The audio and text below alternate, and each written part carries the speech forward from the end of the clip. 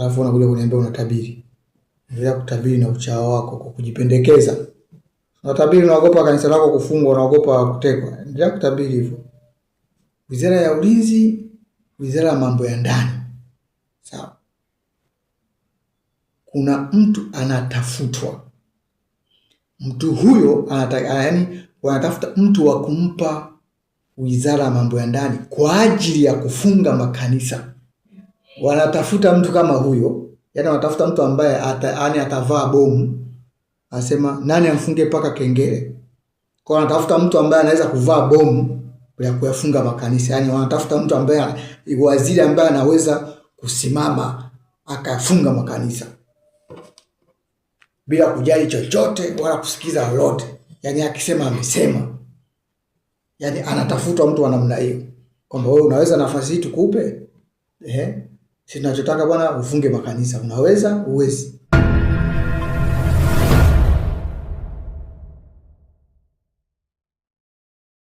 Shalom, Bwana Yesu asifiwe. Leo nataka tuzungumzie habari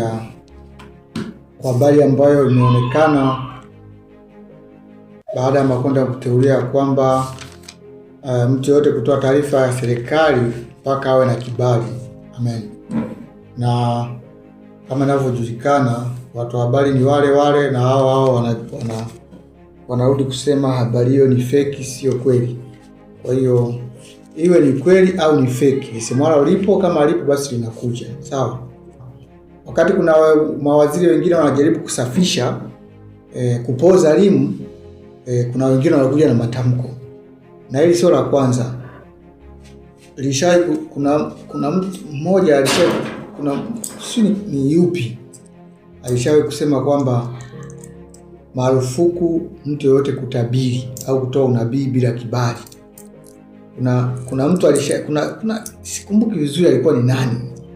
Alikuwa ni nani? Sina kumbukumbu vizuri. Alikuwa mkuu wa mkoa au sikumbuki vizuri. Hiyo taarifa ilishawahi kutolewa. Sawa.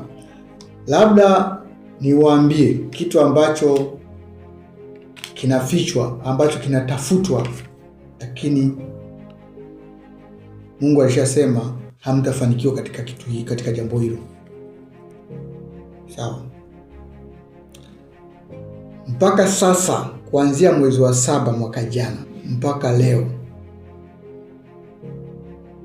kuna mtu anatafutwa katika wizara ya mambo ya ndani, katika wizara ya ulinzi. Sawa. Wizara ya ulinzi, wizara ya mambo ya ndani.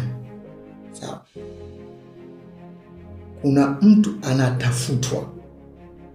Mtu huyo wanatafuta mtu wa kumpa wizara ya mambo ya ndani kwa ajili ya kufunga makanisa. Sawa.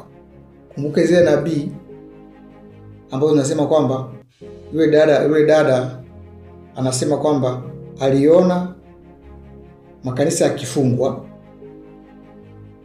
na wizara na waziri ambaye ni kijana akifunga makanisa na kukamata watumishi wa Mungu. Nakumbuka ule unabii wa yule dada. Na unakumbuka unabii wangu niliotoa mwezi wa 7 mwaka jana, ya kwamba niliona mtu akivuka mpaka kutoka Kenya, akivuka mpaka. Sawa. Kisha akapewa funguo za mamlaka. Mtu huyo aliitwa wizara.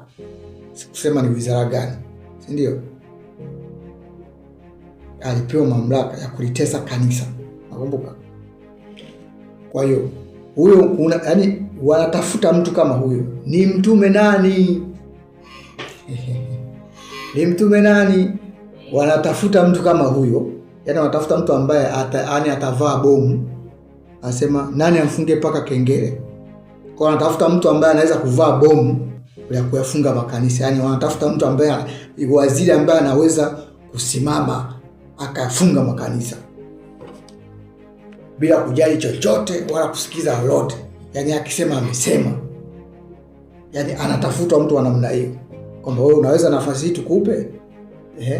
Sisi tunachotaka bwana ufunge makanisa. Unaweza? Uwezi? Bwana mimi siwezi, kaa pembeni. hiyo ni siri na wapa. Anatafutwa mtu huyo mwenye uwezo wa kushindana na kanisa, kupigana na kanisa. Na Mungu amesema kwamba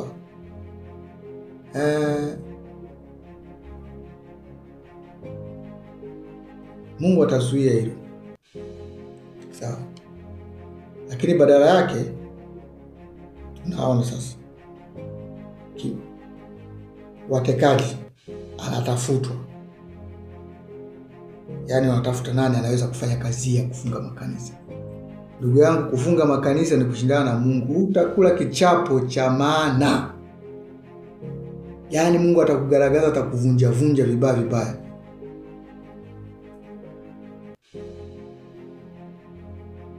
Unafunga makanisa ili watu waandamane waue. Sasa Mungu anashughulika na wewe. Anakugaragaza. Simuona wale Wakatoliki Madera wale. Wakatoliki Madera wale mlio walipa kwenda kuandamana kanisani. Haya, niambie walivyokuwa wanasoma neno wamesomaje?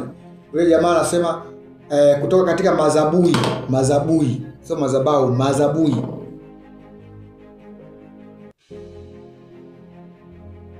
Na dada anasema kutoka katika Wakorintio.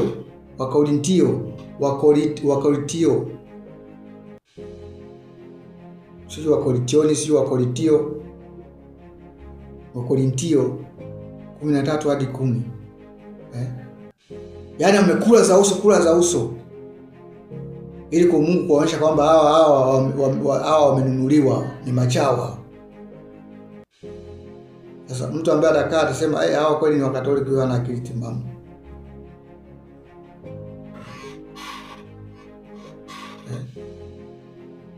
Yaani unajua ukiwa msemaji au mwongeaji katika mitandao, katika sehemu fulani, sawa, usisahau yale ambayo uliyaongea au unayoongea, au usisahau sehemu uliyosimamia ni wapi, umesimama wapi. Usisahau hilo. Sasa kama huyo kiongozi, waziri atakayejitokeza, atakayekuja na kusema kwamba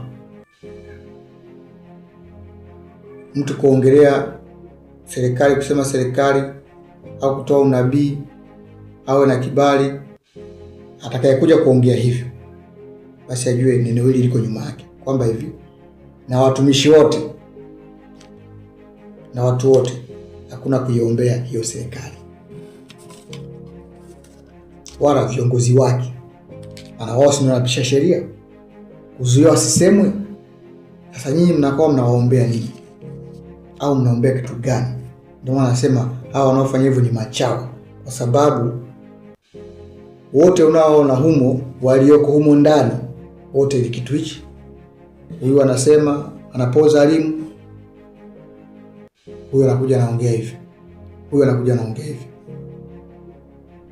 Wote ni kitu kichi kimoja. Anatafutwa anayeweza kufanya mabaya zaidi ndio apewe nafasi. Alafu unakuja kuniambia unatabiri. Endelea kutabiri na uchao wako kwa kujipendekeza.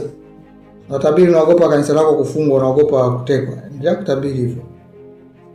Lakini Yesu anasema hivi, anayetaka kuiokoa nafsi yake ataiangamiza, na anayetaka kuiangamiza ataiokoa. Kwa hiyo wewe ambaye unataka kujipendekeza wakati huu wa shida na mateso, wa vilio, alafu unataka kujipendekeza uonekane kwamba wewe huna kilio, Mungu atakula sahani moja na wewe.